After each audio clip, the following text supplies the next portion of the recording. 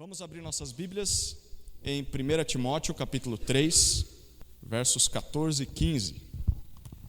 1 Timóteo 3, 14 e 15. O texto diz assim: mesmo esperando encontrar-te em breve, escrevo-te essas coisas, para que, se eu demorar, saibais como se deve proceder na casa de Deus, que é a igreja do Deus vivo, coluna e alicerce da verdade. Duas palavras importantes para nós sobre liderança. Primeira palavra é que através da Escritura, Deus nos mostra como deseja que seja a liderança na igreja. Perceba, o apóstolo Paulo no verso 14, ele diz: eu quero muito estar aí na igreja em Éfeso e acompanhar você, Timóteo, na sua tarefa, mas caso demore essa minha ida, porque eu não controlo os eventos da minha vida, né? Deus quem controla, você já sabe como fazer, já tem o beabá, você já tem o manual. Por isso que no verso 15 ele diz: eu escrevo tudo isso para que saibais como se deve proceder. O que Paulo está dizendo a Timóteo? Que Deus, através da Escritura, nos mostra como devemos proceder. Especialmente o capítulo 3 de 1 Timóteo é um capítulo sobre liderança na igreja. Então, a primeira palavra introdutória é de que nós não precisamos ir atrás de cursos que se lançam aí no mundo, ou de ideias novas de estrutura de liderança que o mundo está propondo e dizendo: nós descobrimos a roda. Aquilo que os homens em 2000 anos de cristianismo não descobriram, agora nós descobrimos, e é assim que a igreja deve funcionar. Não, Paulo diz: olha aqui, é a boa e velha instrução do Senhor sobre como deve ser a liderança da igreja. Na Escritura a gente já tem isso, não tem que ficar inventando nada. A gente vê muita igreja se perdendo porque começa a inventar. E o apóstolo Paulo diz: não. Deus já nos mostra como Ele deseja que seja a liderança na igreja. Parece simples, parece fraco, parece limitado. Pode parecer, quando a gente compara com vários modelos de liderança que o mundo apresenta. Mas esse aqui é o modo de Deus trabalhar, através de pessoas frágeis, limitadas, em vasos de barro. Ele apresenta o precioso tesouro que é o Evangelho. Então, na Escritura nós vemos como Deus quer que seja a liderança. E uma segunda coisa, na segunda parte do verso 15, na segunda palavra, é que Deus tem a autoridade final sobre como essa liderança deve ser. Perceba como o apóstolo Paulo chama a igreja. Ele diz: a igreja é a casa do José, a igreja é a casa do presbítero Honest, a igreja é a casa do apóstolo Paulo, a igreja é a casa do bispo fulano de tal. É isso que ele está dizendo? Não, a igreja é a casa de Deus. E quando é a casa de alguém, você chega na sua casa, você se sente à vontade, você faz o que você quer na sua casa, não é assim? E então o apóstolo Paulo diz: a igreja é a igreja do Deus vivo. Ele é o dono dessa igreja, Ele manda nessa igreja, Ele diz como deve ser. Então essa é a segunda palavra importante. Deus tem autoridade final sobre como deve ser a liderança na sua casa. Ok? Ponto comum? Todos vemos isso claramente no texto? Muito bom. Então nós vamos falar sobre as duas funções de liderança que Deus então ordena na Escritura para a igreja. A primeira, a partir de agora eu vou dividir meu tempo em duas partes. Graças a Deus o relógio ali não está funcionando, então eu vou embora e ainda vai ser 7h35, tá bom? Não, eu quero dividir nosso tempo em duas partes. Primeiro falar sobre os diáconos, depois falar sobre os presbíteros, ok? Vamos falar sobre os diáconos. Responder aqui 5 perguntas. Primeira, qual é o significado de um diácono? Há uma passagem muito conhecida por nós que nos diz claramente o que é um diácono. É o texto de Marcos, capítulo 10, versículos 42 a 45. Abra lá. O texto diz assim: então Jesus chamou os discípulos para junto de si e lhes disse: sabeis que os que são reconhecidos como governantes dos gentios têm domínio sobre eles, e os seus poderosos exercem autoridade sobre eles. Mas entre vós não será assim. Antes, quem entre vós quiser tornar-se grande, será esse o que vos servirá. E quem entre vós quiser ser o primeiro, será o servo de todos. Por que, Jesus? Versículo 45. Pois o próprio Filho do Homem não veio para ser servido, mas para servir e dar a sua vida em resgate por muitos. Aqui nós temos uma bela definição de diácono. A palavra servir aqui é a palavra diaconia. Jesus está dizendo, no meio de vocês, discípulos meus, vocês vão ser servos uns dos outros. Você quer ser o primeiro da fila? Entre no final da fila. Você vai servir a todos. E por quê? Porque eu fiz isso com vocês. Eu fui um diácono para vocês. Eu servi a vocês. Então, a palavra diácono, ela literalmente significa um servo. Significa um ministro, um garçom. Pense sempre nessa imagem. Uma pessoa com uma bandeja nas mãos, servindo os outros. Dá para imaginar Jesus nessa posição? Sim ou não? Sim, foi o que ele acabou de dizer no verso 45. Então, um diácono nada mais faz do que aquilo que o nosso mestre fez: servir um ao outro. Ficou claro? Esse é o significado literal da palavra diácono. Mas, como função de liderança na igreja, nós vamos responder agora a segunda pergunta. Qual é a sua origem? Quando foi que os diáconos passaram a existir na vida da igreja?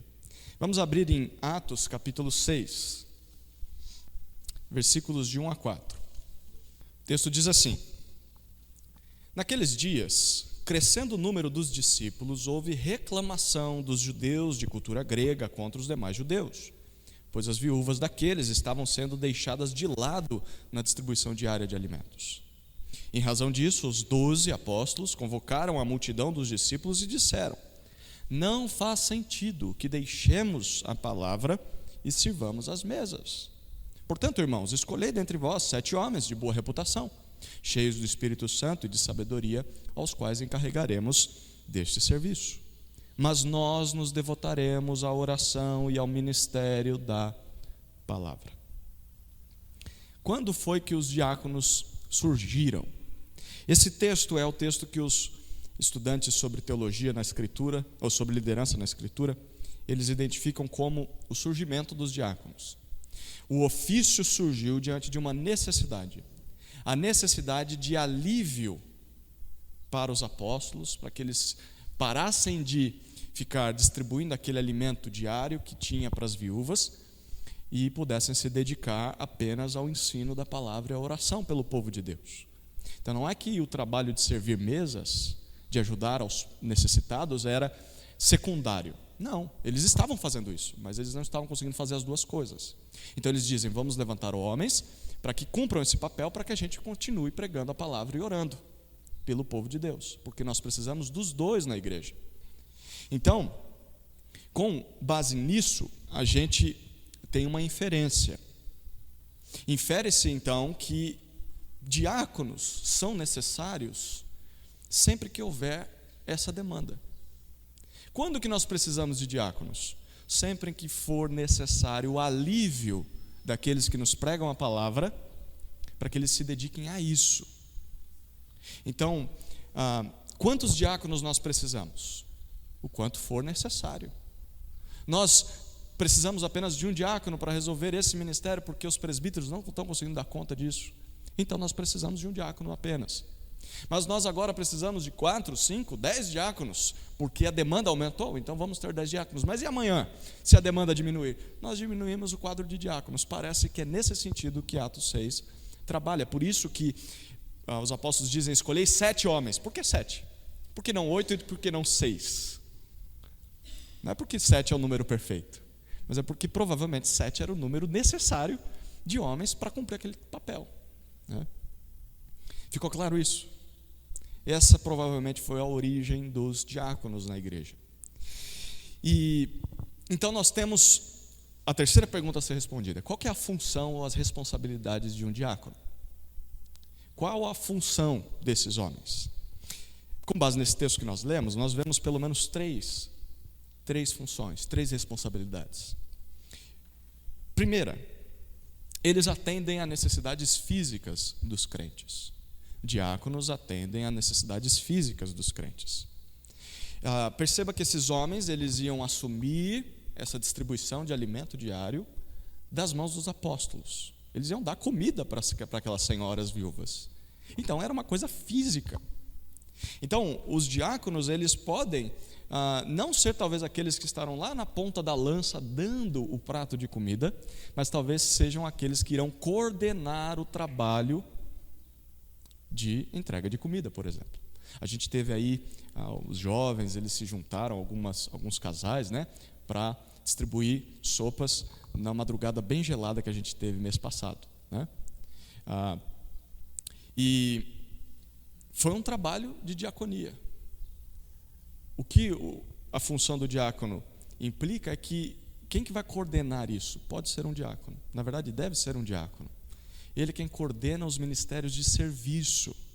Então, ele vai liderar as equipes, talvez, para que elas sirvam o povo de Deus. Ficou claro? Então, não é o diácono só que vai servir. Não, ele vai servir sim, mas ele também vai coordenar isso, fazer uma escala, levantar pessoas, direcionar pessoas, administrar os recursos. Segunda função, os diáconos preservam, olha que interessante, a unidade do corpo de Cristo. Os diáconos preservam a unidade no corpo de Cristo. Porque você percebeu no verso 1, a primeira coisa que aconteceu quando as viúvas começaram, uma parte das viúvas começou a ser esquecida? O que foi que aconteceu? O que começou a acontecer no seio da igreja? Reclamação, murmuração. Então, a unidade da igreja estava ameaçada. Tinha um grupo contra o outro. E os diáconos serviriam para unir esse povo. Olha, gente, é questão de comida e vocês estão se dividindo. Nós vamos dar a comida, mas mostrando para vocês que vocês são um, não precisam se dividir por causa disso. Então, a negligência física, ela pode produzir pecados no seio do povo de Deus. Como nós falamos, a murmuração, divisões. Então, os diáconos são necessários para preservar essa unidade também. Uma terceira função dos diáconos, e também é fantástica tanto quanto a segunda, eles apoiam o ministério da palavra. Os diáconos apoiam o ministério da palavra. Peraí, mas os diáconos não necessariamente têm de ensinar. Não, mas perceba o que eles iriam fazer aqui. Eles iriam liderar o serviço físico na igreja e assim eles liberariam os presbíteros, os apóstolos, para que se dedicassem ao ensino da palavra e à oração. Então, em outras palavras, enquanto o pastor estiver pregando um sermão, o diácono está cooperando com aquele sermão, porque ele está aliviando as responsabilidades daquele pastor, cuidando das questões físicas da igreja. Olha que fantástico. Parte do sermão de domingo passa pelo diácono, mesmo que ele nem tenha estudado aquele texto, mas porque ele está aliviando as responsabilidades do presbítero. Que interessante, né? Então, os diáconos atendem às necessidades físicas dos crentes, eles preservam a unidade no corpo de Cristo e eles apoiam o ministério da palavra. Quarta pergunta: quais são exemplos, então, práticos, palpáveis, de atuação dos diáconos? Tudo bem, é muito bonito falar disso, mas eles fariam o que na nossa igreja, por exemplo? Essa é a nossa quarta pergunta. Eu quero propor 5 áreas de atuação que os diáconos podem servir e coordenar equipes, liderar esses ministérios. Primeira área, instalações. Os diáconos podem ser responsáveis por cuidar do prédio da igreja, por organizar e coordenar reformas, pinturas, melhorias, mutirões, cuidar da organização do salão de cultos. Quem é que arruma as cadeiras no nosso culto? Você já parou para pensar que você chega, a cadeira está arrumada. Ela não sai do seu lugar lá sozinha e se organiza aí, certo? Alguém arruma. Diáconos podem ficar responsáveis por coordenar equipes para fazer isso. Cuidar do material da igreja. Então, queimou uma lâmpada, quem que tem que ir lá? Tem que ser o pastor, ele tem que descer do gabinete, ele fica o dia inteiro aí, a gente paga ele para fazer isso. Então, ele que desça e troca a lâmpada. Pode trocar? Pode. Ainda mais se for no gabinete dele, né? Faça-me o favor.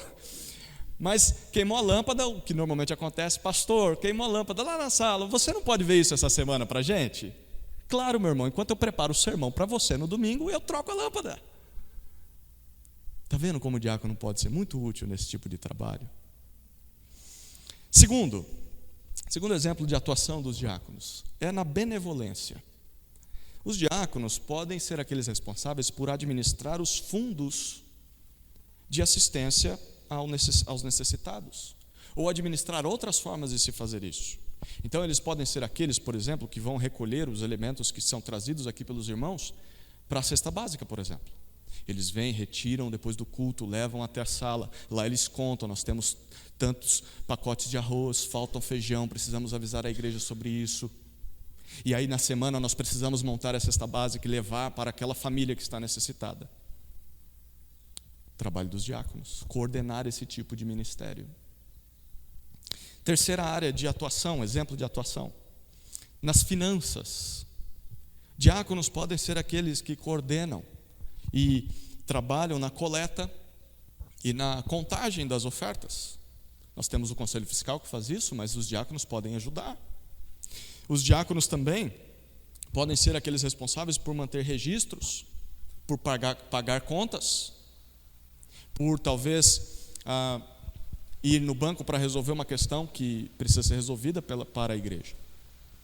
Quarta área de atuação dos diáconos, eles podem participar das introduções.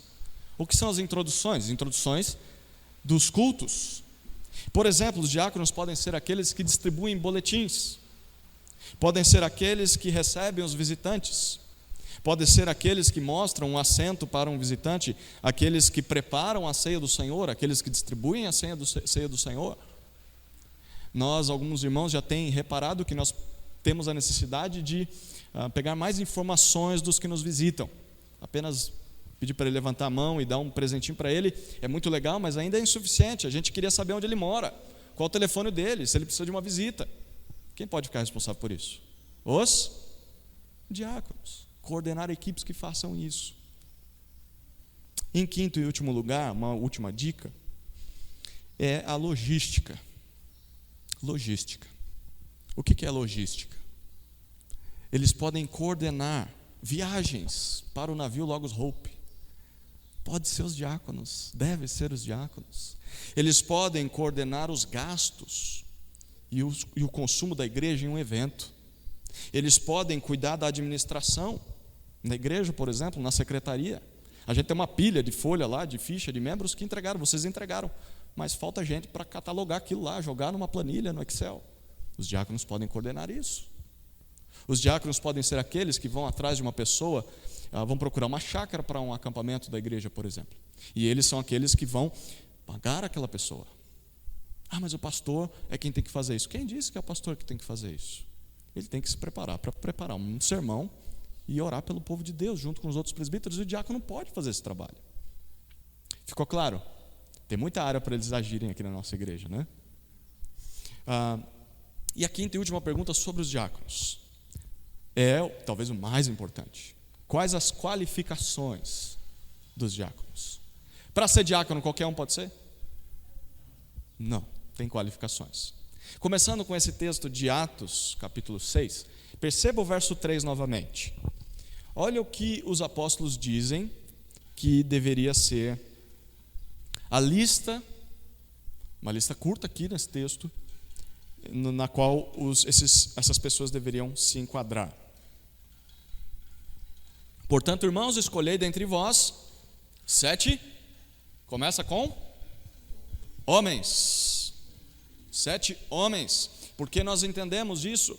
Porque Deus colocou a função de liderança não só dentro do casamento, não só na estrutura da sociedade, mas dentro da igreja, para homens. Eles irão coordenar. Mulher não vai servir? Vai servir. Mas quem é que vai liderar e muitas vezes vai ter que tomar a decisão espiritual de pastorear aquele grupo que está em conflito? Homens. 7 homens. Não tinha mulher nessa igreja, será? Tinha. Mas é uma decisão dos apóstolos, homens. Diáconos, homens. Talvez suas esposas vão ajudar eles, talvez, mas homens. Segundo, homens de boa. Primeiro, né? Homens boa. Tá certo. Vocês estão certos, eu estou errado. Homens de boa reputação. O que significa ter boa reputação? Homens que são boas testemunhas de Jesus nesse mundo. São exemplos de cristãos. Terceiro, homens cheios do Espírito Santo. Homens nas quais suas vidas possuem marcas visíveis do fruto do Espírito. Lembra do fruto do Espírito? Amor, benignidade, alegria, paz. Dá para ver essas marcas na vida dele. Quarto lugar, homens cheios de sabedoria. Não só ter um pouquinho de sabedoria, mas cheios, porque a ideia de cheios do Espírito e de sabedoria é que o cheios é para as duas palavrinhas. Então são homens capazes de aplicar a Bíblia em qualquer situação. Isso é sabedoria, aplicar o conteúdo da Escritura nas situações do dia a dia. Só aqui já bastaria, né? Mas quando nós olhamos de novo para 1 Timóteo 3, vamos voltar lá para essa carta. Lembra que lá Paulo está falando como se deve proceder na casa de Deus? Em 1 Timóteo capítulo 3 ele fala quais as qualificações dos diáconos. E olha o que ele diz a partir do verso 8. 1 Timóteo 3, de 8 até 12. Os diáconos, da mesma forma, devem ser respeitáveis, de uma só palavra, não dados a muito vinho, nem dominados pela ganância. Devem permanecer no mistério da fé, com consciência pura. Devem também, primeiramente, passar por experiência. Depois, se considerados irrepreensíveis, exerçam o diaconato. As mulheres, do mesmo modo, devem ser respeitáveis, não caluniadoras, moderadas e fiéis em tudo. Os diáconos devem ser maridos de uma só mulher e governar bem os filhos e a própria casa. Vamos olhar cada uma dessas qualificações rapidamente. Mas perceba, o apóstolo Paulo diz: você não vai olhar para o diácono e ver se ele tem uma cara que te agrada, se ele tem um carro da cor que você gosta, se ele fala do jeito que você prefere. É isso? Não, não são preferências suas, porque a igreja não é tua, a igreja é minha, diz Deus. Então as qualificações são minhas. Você vai olhar para o caráter dele. Isso é o mais importante. Primeiro, versículo 8. Diáconos devem ser respeitáveis, dignos de honra, homens que se dão ao respeito, não ficam com gracejos com meninas, não são homens que fazem piadas que você fala que desnecessário. São homens respeitáveis. Segundo, homens de uma só? Não, verso 8. Palavra, mulher vai chegar lá. E é a mulher que fala, né? Mulher, é isso aí. Homens de uma só palavra. São homens de uma só face. Homens sinceros. Não dizem uma coisa para você e outra coisa para o outro só porque talvez ele vai ficar mal com o outro. Não. O sim, sim e não, não está na boca dele. Terceiro, não inclinados a muito vinho. É isso que o texto diz. Não são homens dedicados ao álcool, homens amigos do álcool. São homens que conseguem se controlar nessa área. Quarto, não dominados pela ganância. Não são homens que amam o dinheiro, porque eles vão cuidar do dinheiro da igreja. Se esse homem for ganancioso, gente, imagina o estrago. Não podem ser gananciosos, tem que ser homens generosos. Tem que pensar nas pessoas. Quinto, verso 9. Sólidos na fé e na vida. Olha o que ele diz. Eles devem ser homens que permaneçam no mistério da fé. É a ideia de firmes no evangelho. Mas não só isso, eles devem ter uma consciência pura, ou um comportamento consistente com a sua fé. A vida deles é aquilo que eles creem, de fato. Não é eu digo uma coisa e faço outra. Sexto, verso 10. Devem ser irrepreensíveis. O que é ser irrepreensível? Ser impecável? Claro que não. Ser irrepreensível é ser uma pessoa em que não há provas de acusação. Então, durante aquele período, especialmente o verso 10, o período de experiência em que a igreja vai observar eles no serviço, eles não têm nenhum motivo de desabono no caráter e no serviço. Eles são homens que, quando pecam, eles pecam, mas eles se arrependem e consertam. São homens rápidos a se arrepender. Isso é ser irrepreensível. Sétimo, verso 11. Aqui tem um conflito, né? Por quê? Há alguns que acreditam que está se referindo a diaconisas, outros dizem que está se referindo a esposas dos diáconos, e há outros que dizem que está se referindo apenas a mulheres que servem na igreja e não têm função de diaconisas. Qualquer uma que seja das três opções, no mínimo ele está falando de mulheres. Não é isso que ele diz no verso 7? Ou no verso 10? Ou verso 11, perdão? Verso 11. A gente poderia, sim, interpretar que pelo menos as esposas dos diáconos devem ser mulheres que se enquadrem nesse texto, porque elas também vão talvez fazer uma visita junto com o marido. Elas vão ser um exemplo para a comunidade também de como deve ser uma esposa. E como deve ser uma esposa? Paulo diz aqui, olha, uma mulher, pelo menos no mínimo, deve ser uma mulher que não fofoca, certo? Ela vai ser respeitável, ela não é controlada por nada também, e ela é digna de confiança. Essa mulher precisa ser assim também. Oitavo, agora sim, chegou, verso 12. Marido de uma só mulher, ele deve ser fiel à sua única esposa.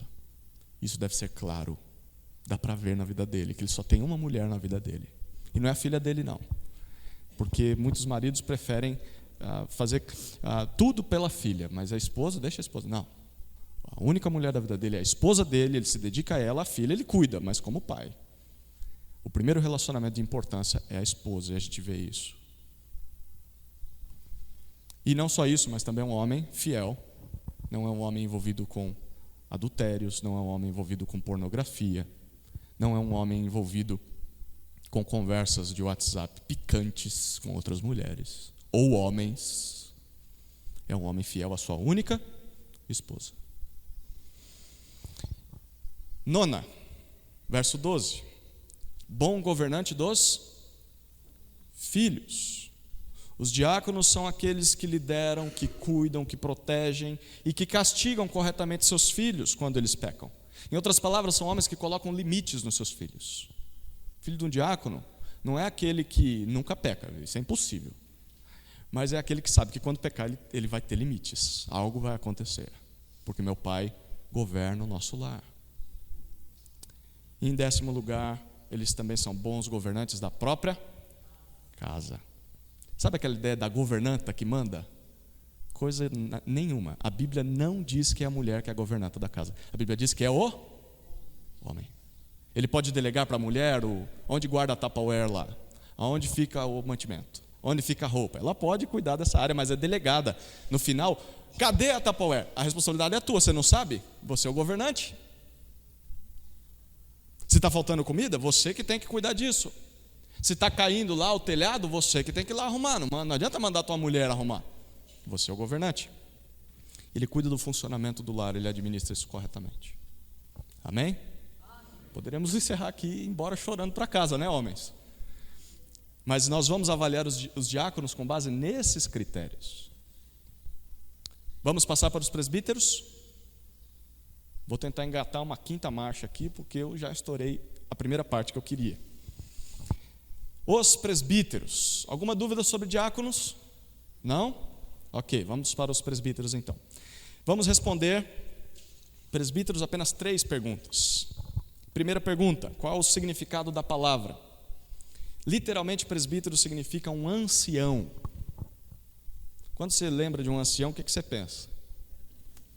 Um ancião, a gente já imagina aquele que tem cabelos brancos, tem experiência de vida, né?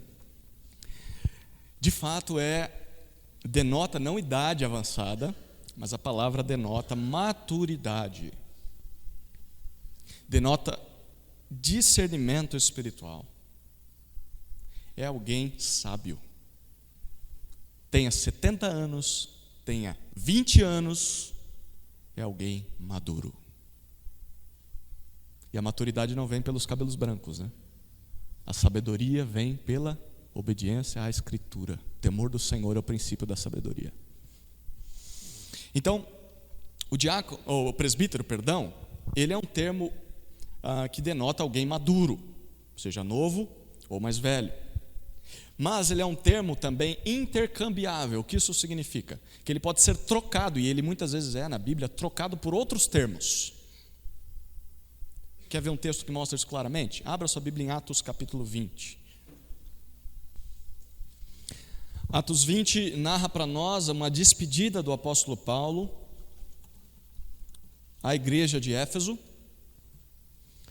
O Espírito Santo já estava dizendo para ele que ele seria preso pelo evangelho, torturado, e provavelmente a igreja em Éfeso não o veria mais. E Paulo já sabia que aquela turma amava muito ele. Então ele prefere nem entrar na cidade de Éfeso. Ele fica numa cidade vizinha, Mileto, e de lá ele manda chamar, olha o versículo 17 de Atos 20.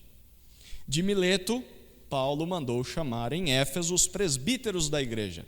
Perceba, não tinha só um presbítero na igreja, tinham vários presbíteros ali, certo?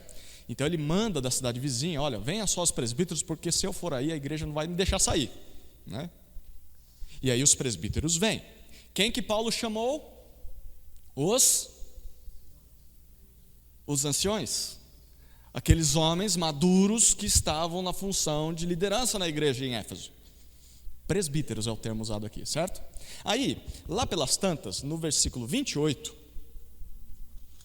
Paulo começa a falar com eles, ele está no discurso com aqueles presbíteros. Lá no verso 28, olha o que ele diz: portanto, tende cuidado de vós mesmos e de todo o rebanho sobre o qual o Espírito Santo vos constituiu bispos. Espera aí, ele não está falando com presbíteros?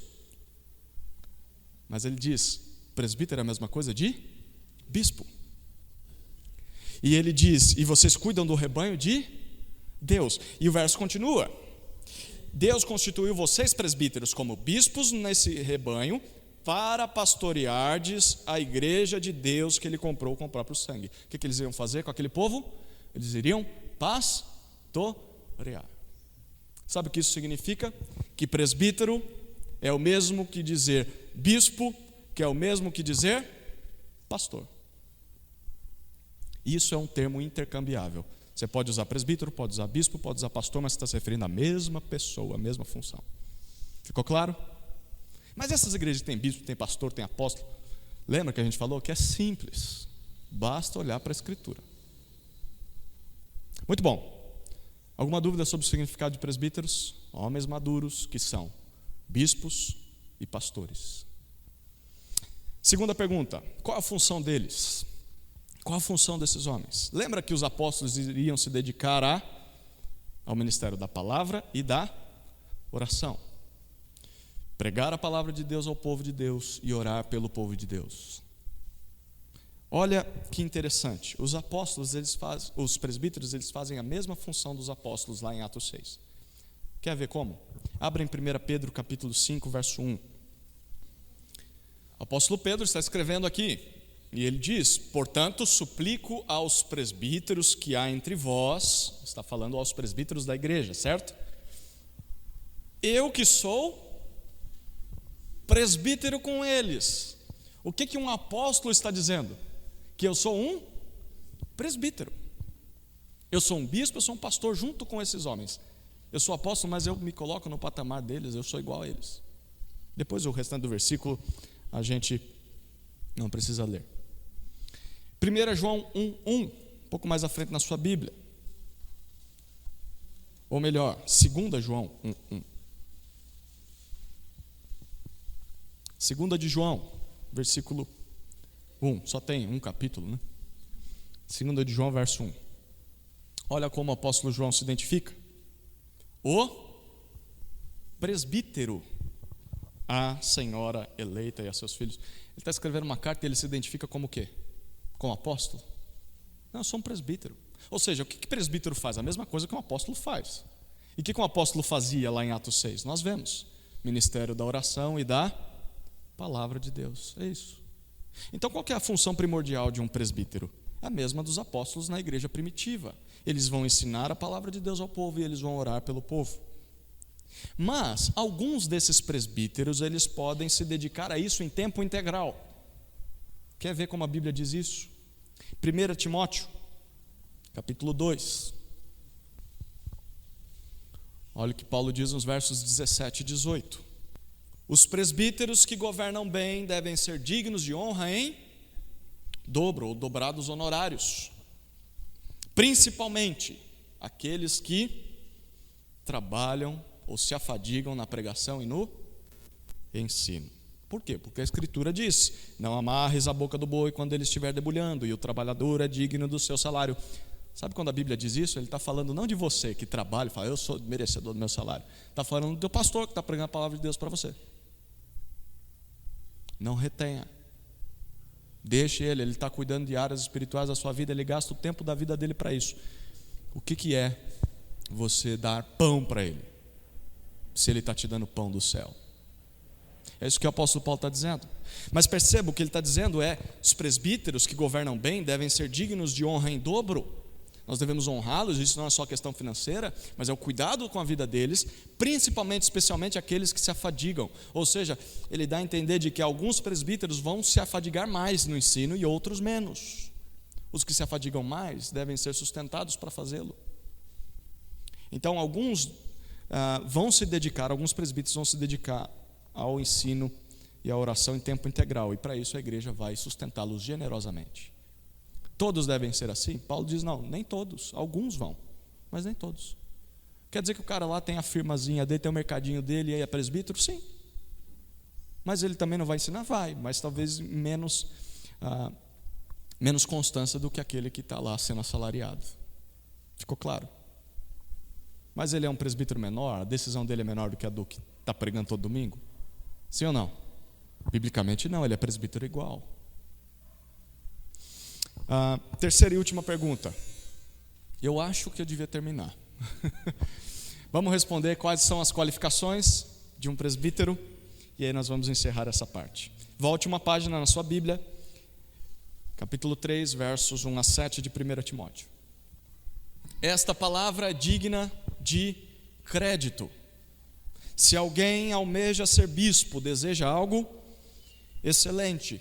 É necessário que o bispo seja irrepreensível, seja marido de uma só mulher, equilibrado, tenha domínio próprio, seja respeitável, hospitaleiro, apto para ensinar, não dado ao vinho nem à violência, mas amável, inimigo de discórdias, não ganancioso.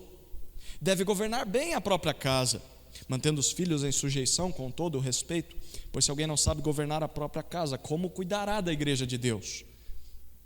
Não deve ser novo na fé, para que não se torne orgulhoso e venha cair na condenação do diabo. Também é necessário que tenha bom testemunho dos de fora, para que não seja envergonhado nem caia na armadilha do diabo. Quais as qualificações dos presbíteros? Primeiro, igual aos diáconos, deve ser, antes disso, homem. Sempre que você ler a palavra presbítero, bispo, pastor, ela sempre está no masculino na Escritura, nunca no feminino. Mas eu conheço uma igreja que tem presbítera, eu conheço uma igreja que tem bispa. Pois bem, criaram uma palavra porque ela não está na Escritura. Pastora, não está na Escritura. Mas e Débora? Débora foi pastora mesmo? Esquisito, né? Não tem pastora, você pode procurar, pode incluir na tua Bíblia, mas não vai achar. Então, sempre que a Bíblia se refere a pastoreio do povo de Deus, se refere a homens. De novo, Deus é coerente. O homem é o responsável, ele é o líder, ele é aquele que pastoreia, não só dentro de casa, mas na igreja também. Segundo, ele deve, versículo 1, isso aqui é interessante, ele deve querer ser presbítero. Olha o que o texto diz: se alguém almeja ou aspira ao episcopado, se alguém quer ser bispo, esse homem deve ter vontade de querer ser bispo, presbítero, pastor. E a ideia da palavra aqui é que ele se estica o máximo que ele pode, se dedica para alcançar isso. Quem já subiu a Pedra Grande a pé? Tem gente que quer desistir no meio do caminho, né? O presbítero é aquele que diz: eu quero chegar lá em cima, não porque eu quero ver tudo e mandar em todo mundo, mas porque eu quero servir a Deus o máximo que eu puder nessas tarefas. É um homem que quer isso. Não adianta nada chegar no presbítero e dizer: e aí, vamos? Não quero. Eu acho muita responsabilidade, eu acho que isso não é para mim. Não, vamos lá, no caminho você vai ver que é bom. Coisa nenhuma, ele tem que querer, senão vai ser muito difícil lidar com ele. O presbítero deve querer. Terceiro, o presbítero, verso 2, agora sim, ele deve ser irrepreensível. De novo, é um homem que não é pego em erro, ele não é censurável, não há falhas evidentes na sua vida, ele se arrepende quando peca.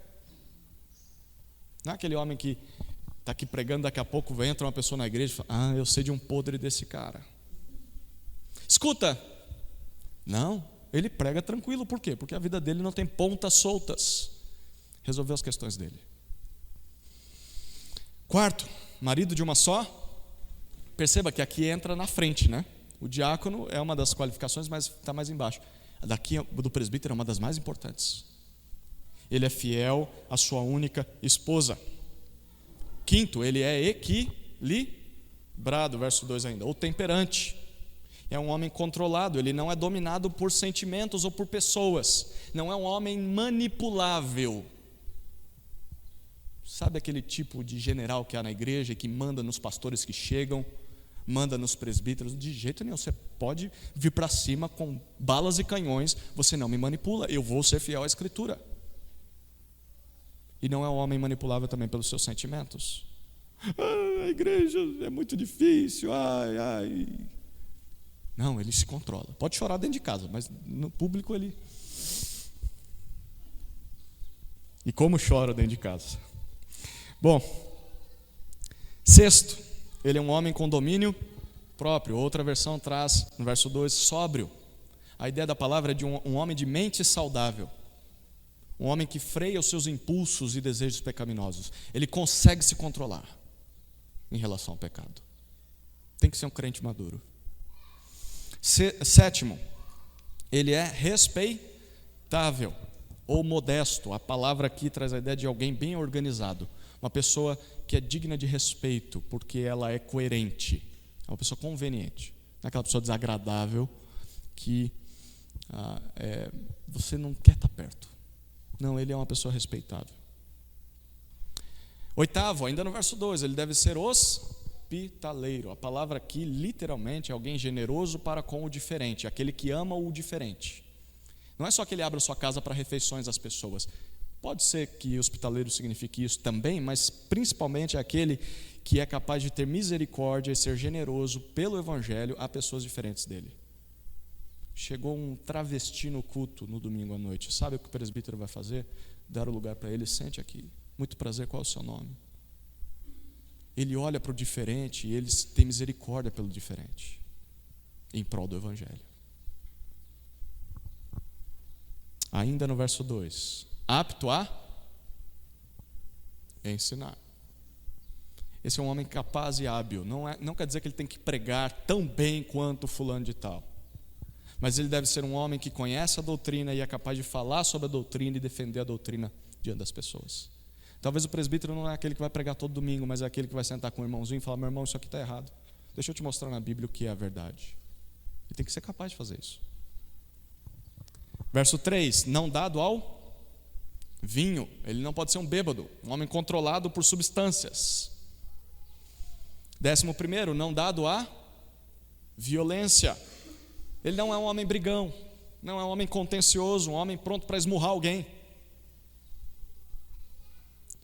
Mas pelo contrário, ele deve ser amável. É um homem suave. Você está diante dele, você está diante de um homem gentil. Apesar de ser um homem de Deus, é um homem conveniente. É um homem apropriado, é equilibrado naquilo que ele faz, é equilibrado naquilo que ele fala. Ele é um homem sensato, é um homem prudente. Você vê sabedoria exalando pelos seus lábios. Ainda no verso 3, inimigo de discórdias. É um homem pacífico.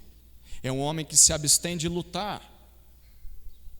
Ele se abstém de lutar quando são questões superficiais, mas quando a Bíblia é a questão, aí ele entra de sola. Ele entra para dividir, porque ele vai defender essa doutrina. Como diz aquele teólogo, né, Gideão? Lutero: a paz, se possível, a verdade a qualquer custo. É um homem que foge de brigas, mas se tiver que defender a Escritura, vai defender a Escritura. Ele promove a paz. 14º, ele não é ganancioso. Óbvio, né? Se ele vai cuidar do pastoreio da igreja, ele não pode querer todo o dinheiro da igreja para ele. Não pode ser amante do dinheiro. Versos 4 e 5, olha que interessante, ele tem que ser um bom governante da própria casa. Liderar corretamente o lar. E o que é isso? O texto explica no verso 4: é manter os filhos sujeitos, manter os filhos obedientes a uma autoridade. Não é fazer com que os filhos sejam crentes. Um pai não pode fazer isso, mas ele pode apresentar o evangelho para os filhos e dizer: filhos, vocês devem se submeter à autoridade, e eu sou a maior autoridade na vida de vocês depois de Deus. E eles devem fazer isso respeitosamente. Os filhos entendem a liderança do pai com reverência, com honra, com temor. Não são filhos que zombam do pai na frente dos outros, que mostram: olha, em casa não tem limites não, eu faço o que eu quero, e na igreja é só uma expressão do que eu sou em casa. Não, presbíteros lideram bem a própria família, e esse é um teste para pastorear outras famílias. Porque a igreja, o que é a igreja? Samuel vai falar isso hoje à noite. A igreja nada mais é do que uma grande família de pequenas famílias. Se o camarada não é apto nem para cuidar da família dele, como é que ele vai cuidar de outras famílias?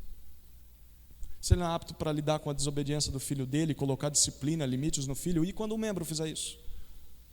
Ele tem que chegar e falar: meu filho, você não pode pecar deliberadamente, você precisa entender que você tem que se arrepender. Verso 6, ele deve ser um crente maduro, não é neófito. O que isso significa? Ele não é uma... Pensa naquela muda recém-plantada. Sabe aquela árvorezinha que você plantou e ainda está bem fragilzinha, está crescendo ainda? Uma chuvinha dessa já amassa ela, né? Não, o presbítero deve ser uma árvore bem firmada, velho convertido, uma pessoa já madura na fé. Ele já deu evidências da regeneração e ele já amadureceu na fé. Porque ele tem que ser maduro o suficiente para entender que a função de liderança não deve ser motivo de orgulho. Ó, tá vendo? Cheguei no maior patamar da igreja, então todos me respeitem, porque agora eu sou o cara. De jeito nenhum. Ele tem que ser um homem maduro o suficiente para entender que essa função não é de soberba, de arrogância, é de serviço, e continuar sendo o mesmo que ele era antes de ter o cargo. E por fim, verso 7, ele deve ter bom testemunho. Deve ser uma boa testemunha de Jesus nos diversos relacionamentos fora da igreja, na família, no trabalho, com as autoridades, com os bancos da vida, com as leis. Ele é um homem de bom testemunho em qualquer lugar. Mas ele deve o cartão de crédito, mas ele foi lá e falou: eu quero pagar. Por que você está fazendo isso? Porque eu sou cristão, tenho que honrar os meus compromissos. Conclusão. Eu já estourei meu tempo faz meses já. 2 palavras finais. Primeira palavra é que o critério de avaliação dos líderes, especialmente dos presbíteros, deve ser o que a Bíblia diz. Presbíteros devem ser avaliados biblicamente, e diáconos também, e só devem ser desqualificados por não se enquadrarem nas qualificações descritas na palavra. Ou seja, se eles estiverem vivendo uma vida de pecado perceptível. Olha o que Paulo diz nos versos 19 e 20 do capítulo 5 dessa carta. 1 Timóteo 5, 19 e 20. Ele diz: não aceites acusação contra um presbítero, se não houver mais 2 ou 3 testemunhas. Quanto aos que vivem no pecado, repreende-os na presença de todos, para que os outros também tenham temor. Aí olha o verso 22, não imponhas as mãos precipitadamente sobre alguém, nem participes dos pecados dos outros, conserva-te puro. O que o apóstolo Paulo está dizendo? A única coisa que desqualifica um presbítero é se ele não estiver apto de acordo com os parâmetros da Bíblia. Então, eu avalio o presbítero e o diácono não porque eu tenho preferências pessoais, não porque eu não gosto muito do tom da voz dele, não porque eu tenho uma suspeita, não, um dia eu acho que ele fez isso. Você tem provas, você tem testemunhas. Se você não tem, você não pode acusar uma pessoa. E se você não tem prova, se não é pecado, você não pode dizer: ele não está pronto para nos pastorear. Eu posso não gostar muito do jeito dele, mas ele está enquadrado nas qualificações bíblicas. Eu não posso impedir o trabalho de Deus na igreja de Deus por coisas pessoais. A igreja não é construída nos meus partidarismos, nos meus pré-julgamentos, nas minhas preferências, nas minhas acusações infundadas. Eu tenho que ser sábio o suficiente, maduro o suficiente para dizer: eu posso não gostar daquele jeito de pessoa, mas ele está qualificado. E eles devem ser bem avaliados, verso 22 diz isso, não podem ser escolhidos precipitadamente. Vamos observar a vida deles, espera um pouquinho, mas eles devem ser eleitos. A segunda palavra é mais rápida, mas a necessidade de termos líderes, especialmente presbíteros, é que eles vão ensinar o povo de Deus a palavra de Deus para que esse povo aprenda a servir. Se você não tem doutrina, meu filho, você vai se desviar do caminho. Nós precisamos de presbíteros que vão ensinar o caminho certo. Nós precisamos de diáconos que vão coordenar o serviço no povo de Deus. Amém?